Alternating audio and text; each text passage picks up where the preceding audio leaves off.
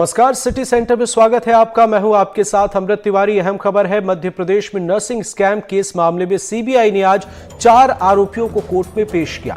इस दौरान आरोपी सीबीआई इंस्पेक्टर राहुल राज, ओम गिरी गोस्वामी, रवि प्रताप सिंह भदौरिया और जुगल किशोर शर्मा की पेशी हुई, जहां से कोर्ट ने सभी चारों आरोपियों को जुडिशियल रिमांड पर भेज दिया। चारों आरोपी 1 जून तक सीबीआई कस्टडी में थे। मामले में सीबीआई ने 13 आरोपियों को गिरफ्तार किया था। तो यह अहम खबर आपको बता रहे हैं, जहां नर्सिंग स्कैम केस में 4 आरोपियों की पेशी हुई है। सीबीआई ने 4 आरोपियों को कोर्ट में पेश किया। मध्य प्रदेश में नर्सिंग कॉलेज में फर्जीवाड़े से जुड़ा यह मामला है। सीबीआई ने चारों आरोपियों को कोर्ट में पेश किया और चारों आरोपियों को जुडिशियल रिमांड पर भेजा गया है। सीबीआई ने 13 आरोपियों को इस मामले में गिरफ्तार किया है। तो अहम खबर आपको बता रहे हैं, कोर्ट ने सभी चारों आरोपियों को जुडिशियल रिमांड पर भेज दिया है। चारों आरोपी 1 जून तक सीबीआई कस्टडी में थे। मामले में सीबीआई ने 13 आरोपियों को गिरफ्तार किया था। सहयोगी अमृतांशी जोशी हमारे साथ जुड़े। अमृतांशी, 4 आरोपियों की पेशी, क्या है अपडेट? बिल्कुल, देखिए, अगर बात की जाए तो नर्सिंग मामले को लेकर जो 13 लोगों पर एफआईआर दर्ज हुई थी, उनमें से अगर बात करें, अगर 4 को छोड़ दिया जाए तो बाकी बचे हुए आरोपियों को पहले ही जेल भेज दिया गया था। 29 मई को जो तमाम आरोपी हैं उनकी पेशी की गई थी, जिसमें से उसके पहले अगर बात की जाए तो 28 मई की रात को सबसे पहले जो बाकी आरोपी बचे हुए थे उनको जेल भेज दिया गया था। 29 जून को दोबारा ये जो 4 आरोपी जिनको आज जुडिशियल रिमांड पर भेजा है, इनकी पेशी की गई थी। अगर बात की जाए तो 29 जो है मई को यहाँ पर जो पेशी हुई थी, उन्होंने 1 जून तक उनकी रिमांड मांगी थी, यानी कि आज तक की रिमांड मांगी थी, क्योंकि कई सिरों से भी पूछताछ बाकी थी।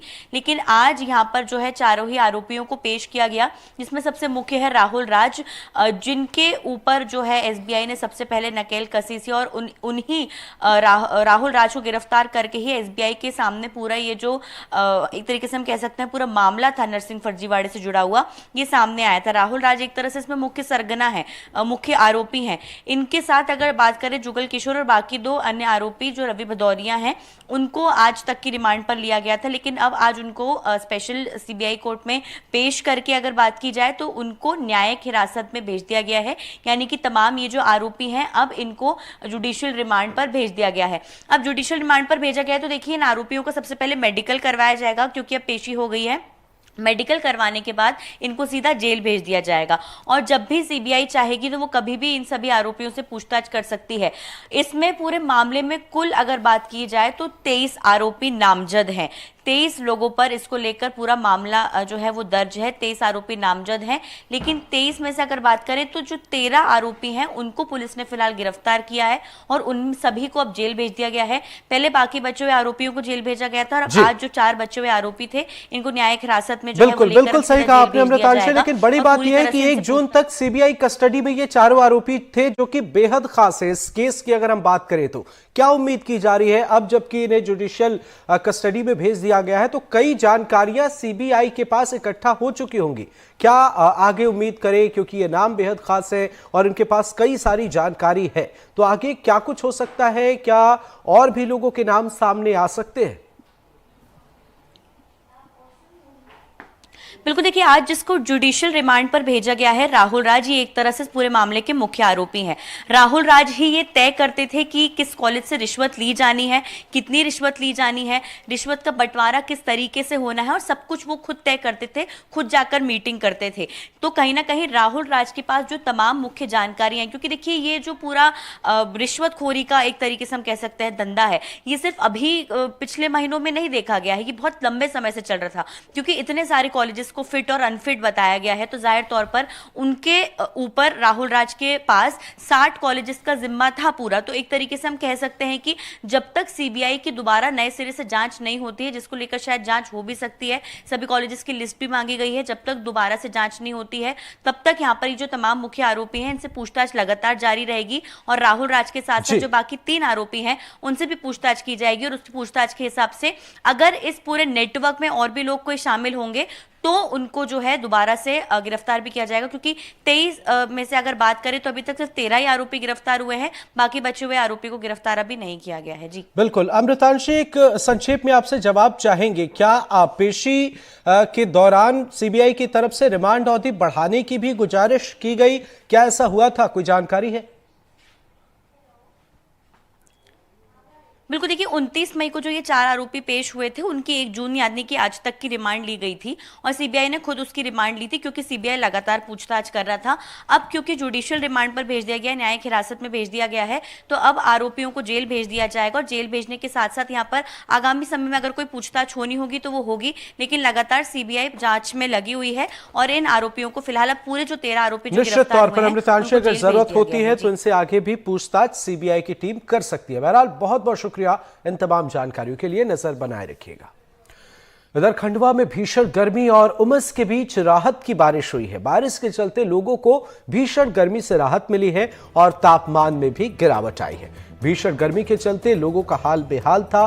गर्मी के बीच हुई बारिश से लोगों को फिलहाल राहत मिली है। तो यह अहम खबर आपको बता रहे हैं और देखिए तस्वीरें भी आपके सामने हैं, खंडवा की ये खूबसूरत तस्वीरें जहां भीषण गर्मी और उमस के बीच राहत की बारिश हुई है। ये बारिश राहत लेकर आई है तब जब पारा जो है वो रिकॉर्ड अपने तोड़े जा रहा है और भीषण गर्मी की वजह से लोगों का हाल बेहाल है। तो ऐसे में बारिश के चलते लोगों को भीषण गर्मी से राहत मिली है, तापमान में गिरावट आई है और भीषण गर्मी के चलते जो परेशानी लोग झेल रहे थे वहां उन्हें निजात मिली है। इस भीषण गर्मी के बीच बारिश से लोगों को फिलहाल राहत मिली है। ये तस्वीरें आपको दिखा रहे हैं, तेज हवा के साथ खंडवा में बारिश हुई है, जिसके बाद सड़कों पर एक खुशहाल चेहरे नजर आ रहे हैं। जिससे पहले तक तपिश और उमस भरी गर्मी की वजह से परेशान थे, तो खंडवा वासियों को राहत मिलती हुई नजर आ रही है। इधर भोपाल में हत्या के आरोपी के खिलाफ पुलिस प्रशासन ने कार्रवाई की है। पुलिस प्रशासन ने हत्या के आरोपी का घर गिराया है। हत्या के मामले में अब तक 8 आरोपी गिरफ्तार हो चुके हैं। वहीं एक आरोपी तंजील अभी तक फरार है। अब आरोपी तंजील के अवैध निर्माण को पुलिस ने बुलडोजर चलाकर तोड़ दिया है। यह अवैध निर्माण पंचशील नगर में किया गया था, जिसे लेकर एक्शन लिया गया है। तो तस्वीरें भी सामने आई है। भोपाल में हत्या के आरोपी के खिलाफ पुलिस ने बुलडोजर एक्शन लिया है। हत्या की वारदात में शामिल आरोपी पर यह एक्शन, आरोपी के अवैध निर्माण पर बुलडोजर एक्शन लिए गए हैं। पंचशील नगर में 3 मंजिला मकान को जमींदोज किया गया है। जी हां, पुलिस प्रशासन ने हत्या के आरोपी के घर पर यह एक्शन लिया है। मामले में अब तक 8 आरोपी गिरफ्तार हो चुके हैं और आरोपी जिसके घर पर यह एक्शन लिया गया है तंजील, वो अब भी फरार चल रहा है।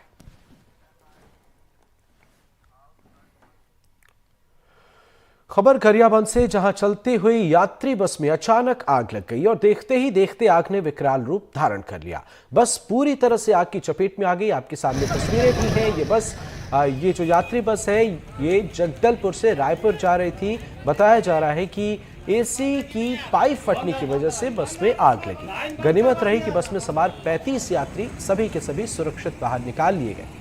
ये तस्वीरें आपको दिखा रहे हैं। अगर देर होती तो यहाँ पर मुश्किल भरे हालात सामने आ सकते हैं। बहरहाल यहाँ पर जो 35 यात्री सवार थे सब के सब सुरक्षित बाहर निकाल लिए गए। इस हादसे, इन तस्वीरों के सामने आने के पहले जैसे ही एसी में तकनीकी खराबी की वजह से आग लगी, यहाँ पर चालक की सूझबूझ से सभी यात्रियों को सुरक्षित बाहर निकाल लिया गया। एसी की पाइप फटने की वजह से बताया जा रहा है कि आग लगी। बस में 35 यात्री सवार थे, पर हादसे का शिकार होने से ये सभी यात्री बाल बाल बचे हैं।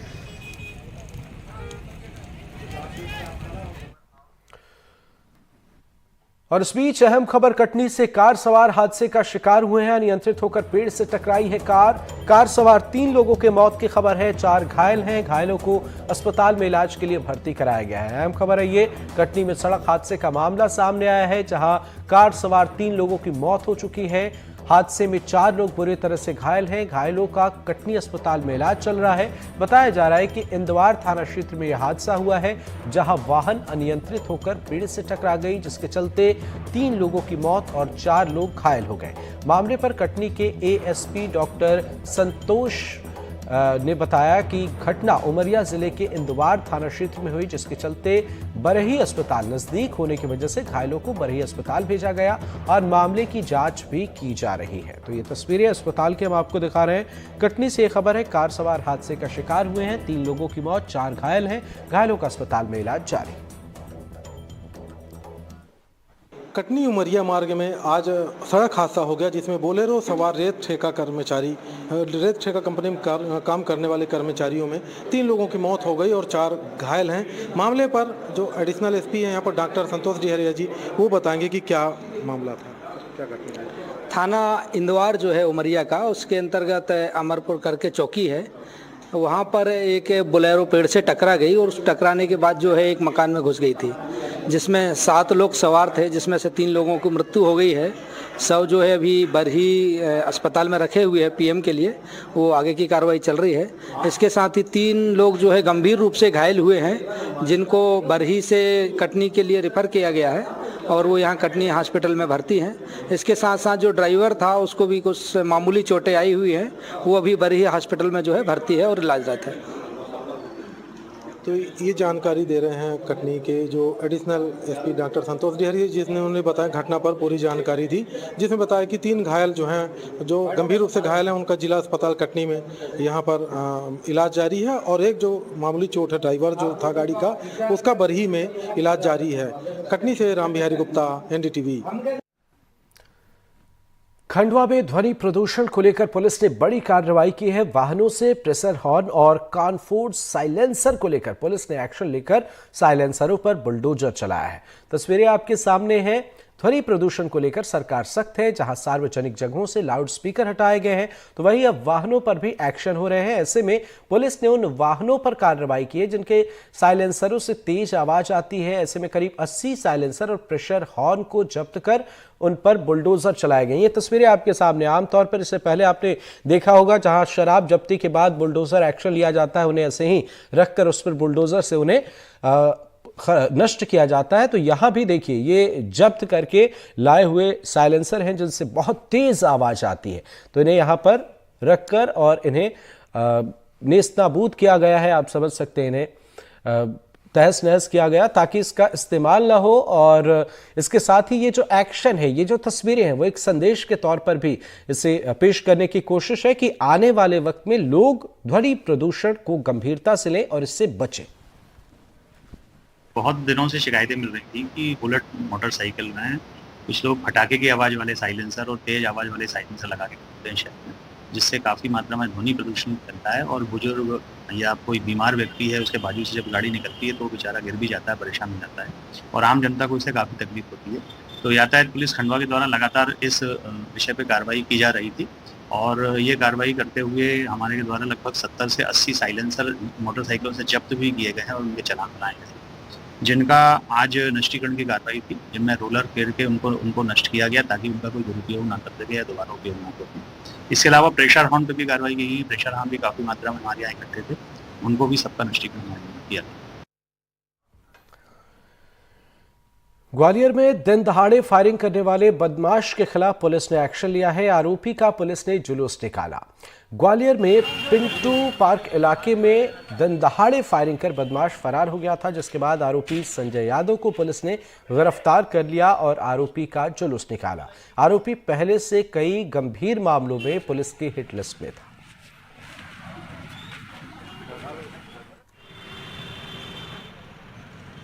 बदमाश लालू यादव करके बदमाश है। विगत दिनों 3 मई को अपने सौरभ तोमर रहते हैं, उनके घर के ऊपर जान से मारने की नीयत से इन लोगों के द्वारा दिन दहाड़े फायरिंग की गई थी। इस प्रकार की बदमाशी गुंडागर्दी तो कहीं शहर में चलेगी नहीं। ये कोई जुलूस नहीं निकाला गया है। इसको सब पुलिस ने कल रात्रि को गिरफ्तार किया है और इससे घटना स्थल हम लोगों ने देखने का प्रयास किया है कि कैसे ये अपने लड़के इकट्ठे कतर के यहाँ पर आया था और कैसे फायर की थी। उस घटना स्थल को वापस उसके द्वारा जो जैसा यूज़ किया घटना में, जैसा उस कार्य उसने किया, उस चीज़ को चेक किया गया।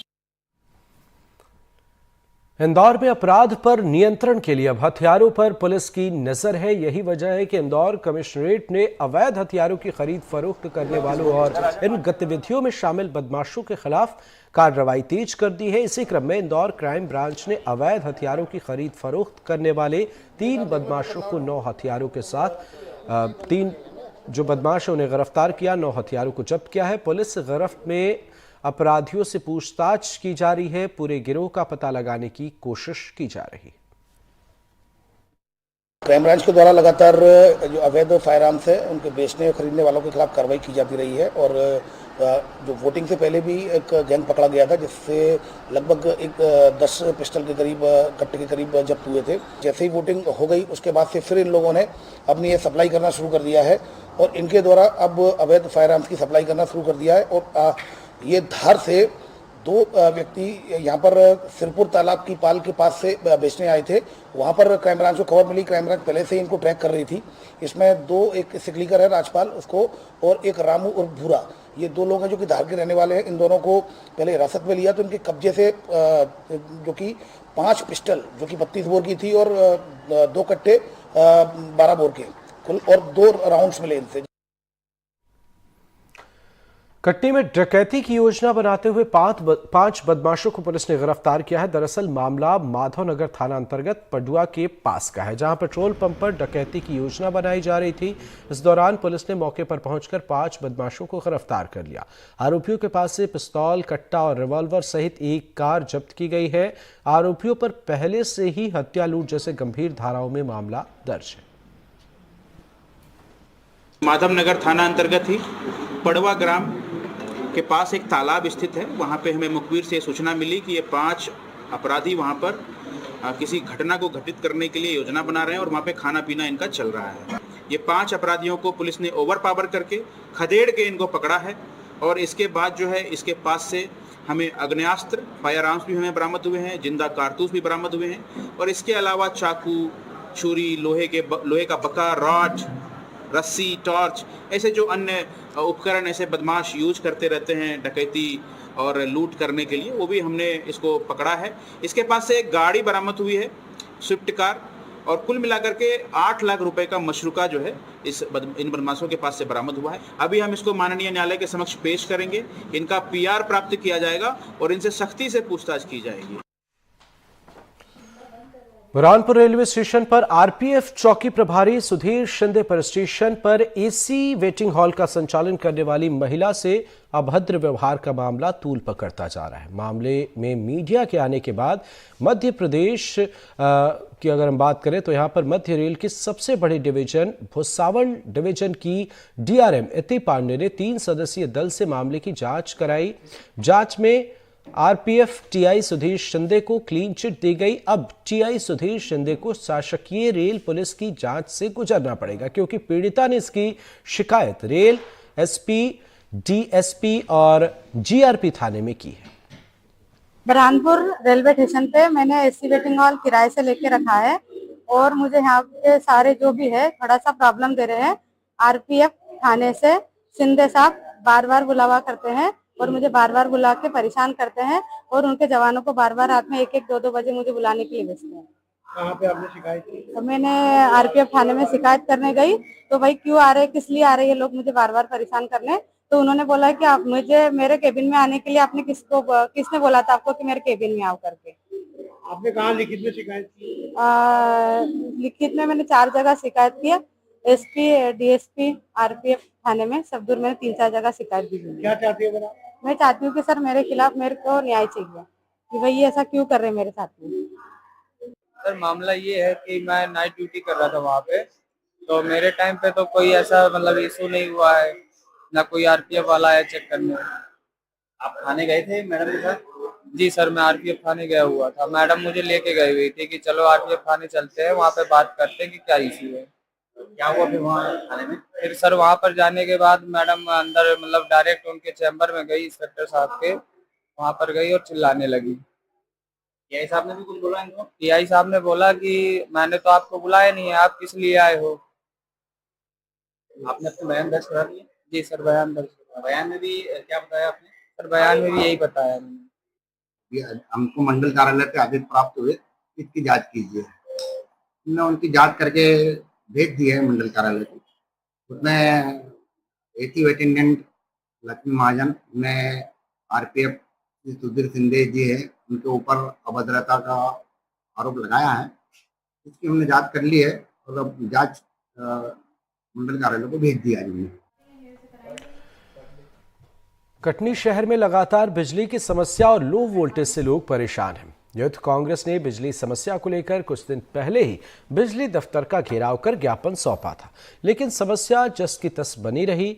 अब नाराज यूथ कांग्रेस के कार्यकर्ताओं ने शहर के प्रमुख चौराहों और मार्गों में पोस्टर लगाकर विरोध प्रदर्शन किया।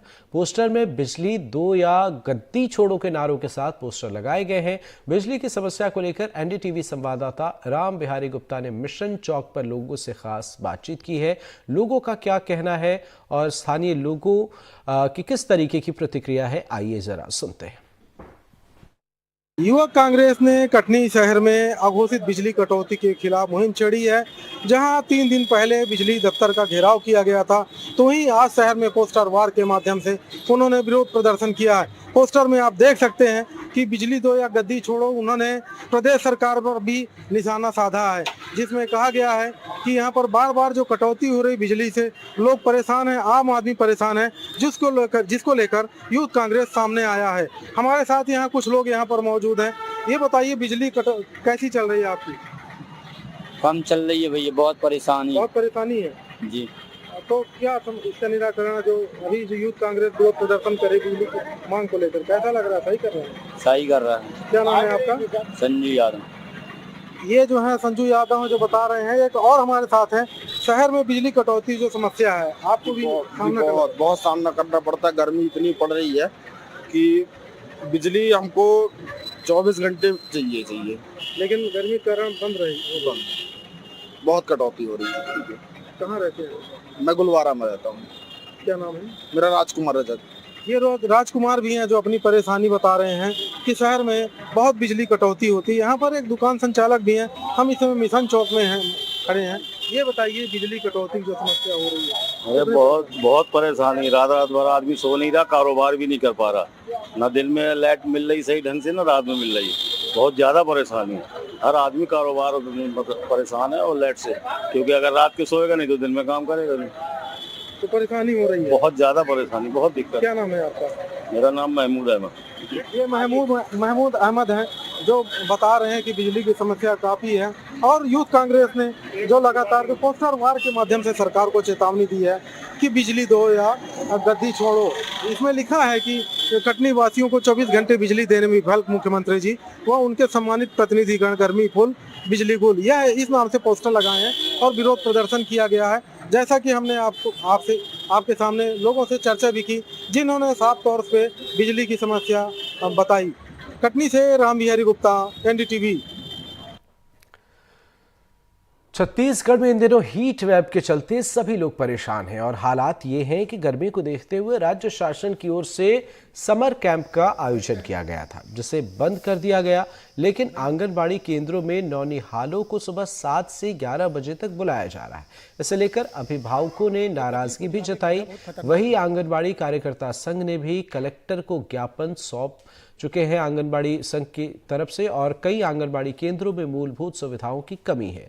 जिले के कई आंगनबाड़ी सेवा केंद्र ऐसे हैं जो गंदगी और बदबू के बीच संचालित हो रहे हैं, जहां मासूमों के स्वास्थ्य के साथ खिलवाड़ हो रहा है। ऐसे ही एक आंगनबाड़ी केंद्र का जायजा लिया हमारे संवाददाता सुजीत शर्मा ने। मित्रा जिले के आंगनबाड़ी कार्यकर्ता संघ के पदाधिकारी मुझसे मिले थे और उनका आग्रह है कि भीषण गर्मी के कारण आंगनबाड़ियों को बंद किया जाए 15 दिन के लिए। शासन स्तर पे इस विषय पे अभी विचार चल रहा है और जैसे ही शासन स्तर से आदेश आता है तो उसमें वो अमल में लाया जाएगा। एक जनपद में साड़ी को लेके कुछ शिकायतें आई हैं, तो उसमें भी डीपीओ से मैंने रिपोर्ट मांगी है और फिर नियमानुसार उसमें कार्रवाई करेंगे। मैं यही कहना चाहूंगी कि जब तापमान इतना बढ़ा हुआ है और बड़े बुजुर्ग सब कोई घर के अंदर हैं, हाई स्कूल के बच्चे, मिडिल स्कूल के बच्चे जब पूरी छुट्टी मना रहे हैं, तो उस वक्त अभी आंगनबाड़ी को तो पूरी तरह से बंद होना चाहिए, क्योंकि ये बच्चे तो और भी मासूम और नादान है और इनकी तबीयत और ज्यादा बुरी तरह से बिगड़ सकती है। तो इस ओर ध्यान देते हुए हमको आंगनबाड़ी पूरी तरह से बंद करना चाहिए।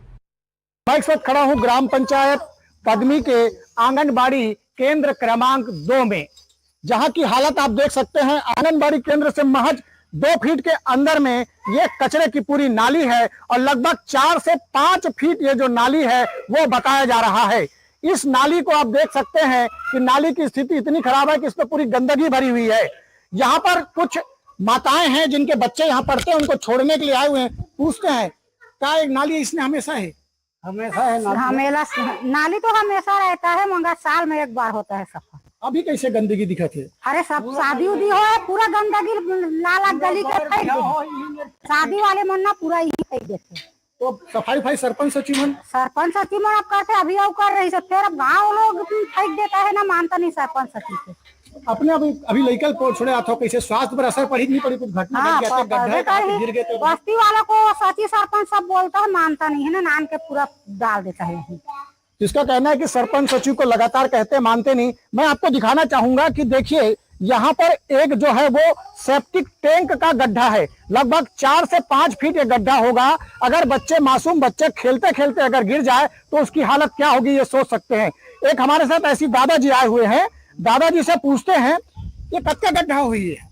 ये है 5 फुट हो ही गए। मान लो लड़का को धोखा गिर जाए से वो काय बचा नहीं, लड़का है देखी जब निकाली 5 फुट गड्ढा है।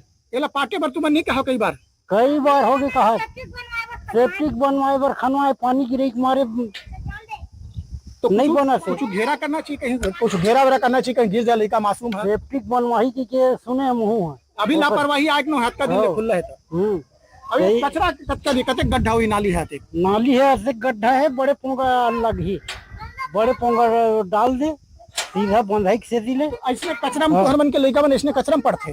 हाँ कचरा में पढ़ा से लड़का मन पा कर बे सर वही जो रहे वो दिन 2 जन मिल के इसने कचरा पड़ी। हाँ इसने कचरा पूरे बर बिहार मन पूरा लापरवाही हिच में सब पूरा फेंक से कचरा ला और मानबे नहीं करे। इसने कचरा रही लड़का मन के स्वास्थ्य में नान का असर पड़ी नहीं पड़े? पर ही बिल्कुल वो सर बीमार पड़ जाही, बीमार पड़ जाही। तो देख सकते हैं कि इनका कहना है कि इस गंदगी की वजह से जो इनके बच्चे पढ़ने आते हैं, इनके नाती पोते, वो बीमार हो जाएंगे। कहीं न कहीं लापरवाही ग्राम पंचायत के सरपंच और सचिव की देखी जा रही है। न इसकी सफाई हो रही है, न गड्ढे को बनाया जा रहा है, न पटाया जा रहा है। सुजीत शर्मा, NDTV, बेमेतरा।